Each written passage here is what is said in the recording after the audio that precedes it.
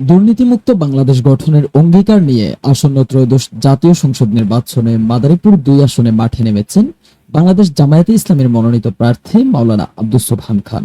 মঙ্গলবার সকাল ১০টা থেকে ইটেরপুল বাজার এলাকায় তিনি ব্যাপক গণসংযোগ চালান এবং দাঁড়িপাল্লা প্রতীকে ভোট প্রার্থনা করেন।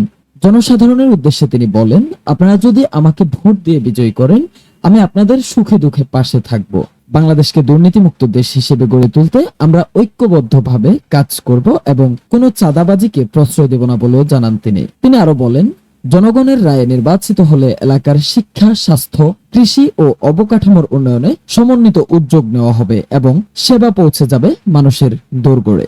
গণসংযোগ কর্মসূচিতে উপস্থিত ছিলেন বাংলাদেশ জামায়াতে ইসলামী মাদারীপুর পৌর শাখার সভাপতি আলমগীর হোসেন, ওয়ার্ড সভাপতি ইউনুস খান সহ স্থানীয় নেতাকর্মীরা। তারা সবাই এলাকাবাসীর কাছে দাঁড়িপাল্লা প্রতীকের পক্ষে ভোট প্রার্থনা করেন। স্থানীয় ভোটাররা জানান, মাওলানা আব্দুস সোবহান খানের দুর্নীতিমুক্ত সমাজ গঠনের অঙ্গীকারে তারা আশাবাদী এবং তার পাশে থাকার অঙ্গীকারও ব্যক্ত করেছেন তারা।